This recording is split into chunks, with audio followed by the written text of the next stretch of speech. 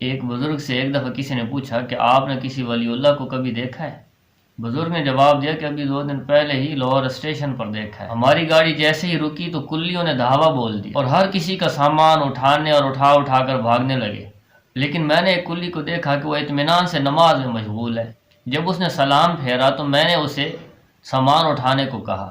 میں نے اسے 1 روپیہ کرایہ ادا کیا، لیکن اس نے اس میں سے 4 آنے اپنے پاس رکھے اور باقی مجھے واپس کر دیے۔ میں نے اس سے عرض کی کہ 1 روپیہ پورا رکھ لو، لیکن اس نے مسکراتے ہوئے جواب دیا، نہیں صاحب، میری مزدوری 4 آنے ہی بنتی ہے۔ آپ یقین جانیں کہ ہم ولی اللہ بننے اور اللہ کے ولیوں کو ڈھونڈنے میں در بدر ذلیل و خوار ہوتے ہیں۔ ہم سمجھتے ہیں کہ مشکل ترین ریاضتوں، مشقت اور مراقبوں سے گزرنا پڑے گا، ساری رات نوافل میں گزارنی پڑے گی، یا شاید گلے میں تسبیح ڈال کر اور میلے کچیلے کپڑے پہن اللہ کی صدائیں لگانا پڑیں گی، تب ہم ولی اللہ کے درجے پر پہنچ جائیں گے۔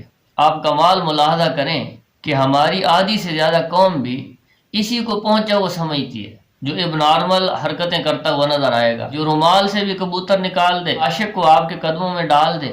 جو اللہ کا دوست بننے کے لیے تو اپنی انا کو مارنا پڑتا ہے، اپنی انانیت میں کو مارنا پڑتا ہے، قربانی، ایثار اور انفاق کو اپنی ذات کا حصہ بنانا پڑتا ہے۔ جنید بغدادی رحمۃ اللہ علیہ اپنے زمانے کے بہت بڑے پہلوان سمجھے جاتے تھے۔ ان کے مقابلے میں ایک دفعہ انتہائی کمزور، نحیف اور لاغر شخص آ گیا اور میدان تماشائیوں سے بھرا ہوا تھا، اور بادشاہ وقت اپنے تمام درباریوں کے ساتھ جنید بغدادی کا مقابلہ دیکھنے کے لیے آیا ہوا تھا۔ مقابلہ شروع ہونے سے پہلے وہ کمزور آدمی جنید بغدادی رحمۃ اللہ علیہ کے قریب آیا اور کہا کہ دیکھو جنید، کہ کچھ دنوں بعد میری بیٹی کی شادی ہے، میں انتہائی غریب اور مجبور ہوں، اگر تم ہار گئے تو بادشاہ میرا اکرام کرے گا، مجھے انعام دے گا، لیکن اگر میں ہار گیا تو اپنی بیٹی کی شادی کا بندوبست کرنا میرے لیے مشکل ہو جائے گا۔ اب مقابلہ ہوا اور جنید بغدادی ہار گئے اور بادشاہ کو اپنی آنکھوں پر یقین نہ آیا۔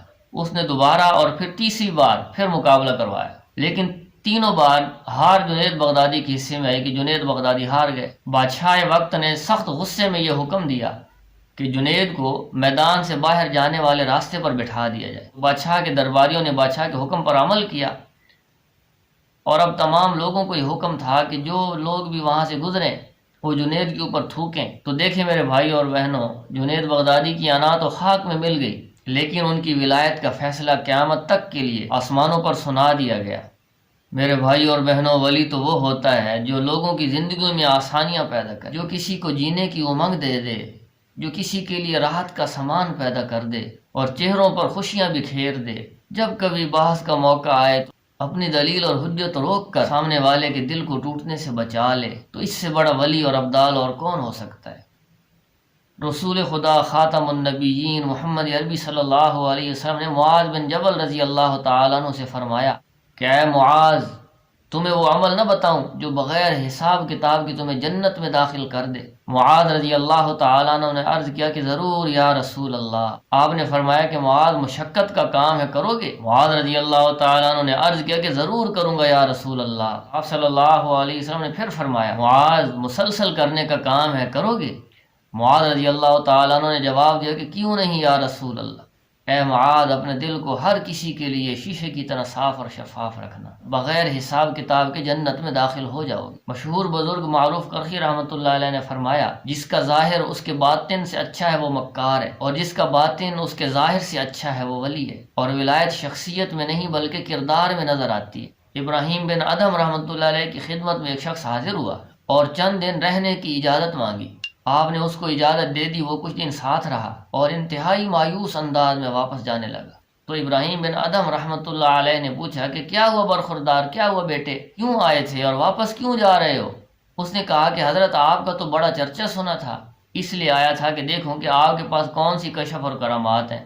اتنا بول کر وہ نوجوان خاموش ہو گیا۔ ابراہیم بن ادم رحمۃ اللہ علیہ نے اس سے پوچھا پھر آپ نے کیا دیکھا؟ تو وہ کہنے لگا کہ میں تو سخت مایوس ہو گیا، میں نے تو کوئی کشف اور کرامات وقوع پذیر ہوتے ہوئے نہیں دیکھے۔ ابراہیم بن ادم رحمۃ اللہ علیہ نے اس سے پوچھا کہ یہ بتاؤ، اس دوران تم نے میرا کوئی عمل خلاف شریعت دیکھا ہے؟ تو اس نے فوراً جواب دیا کہ نہیں، ایسا تو واقعی کچھ نہیں دیکھا، اور اس کے کندھے پر ہاتھ رکھا اور بولے کہ بیٹا، میرے پاس اس سے بڑی کرامت اور اس سے بڑا کشف اور کوئی نہیں۔ جو شخص فرائض کی پابندی کرتا ہو اور اللہ تعالیٰ کی طرف سے حرام کردہ چیزوں سے بچتا ہو اور لوگوں کی زندگیوں میں آسانیاں پیدا کرتا ہو، تو آپ مان لیں کہ اس سے بڑا ولی اور کوئی نہیں۔ اللہ کے ولی کی سب سے بڑی نشانی یہ ہے کہ وہ صاحب حال ہوتا ہے، نہ وہ ماضی پر افسوس کرتا ہے اور نہ وہ مستقبل سے ڈرتا ہے، خوف زدہ ہوتا ہے، بلکہ وہ تو اپنے حال پر خوش اور شکر گزار رہتا ہے۔ جو اپنے سارے غموں کو ایک غم یعنی آخرت کا غم بنا کر دنیا کے غموں سے آزاد ہو جائے، وہی اللہ کا ولی ہے۔ ایک صحابی نے عرض کیا کہ یا رسول اللہ، ایمان کیا ہے؟ تو آپ صلی اللہ علیہ وسلم نے فرمایا کہ صبر کرنا اور معاف کرنا۔ آپ یقین کریں کہ تہجد پڑھنا، روزے رکھنا آسان ہے، لیکن کسی کو معاف کر دینا یہ بہت مشکل کام ہے۔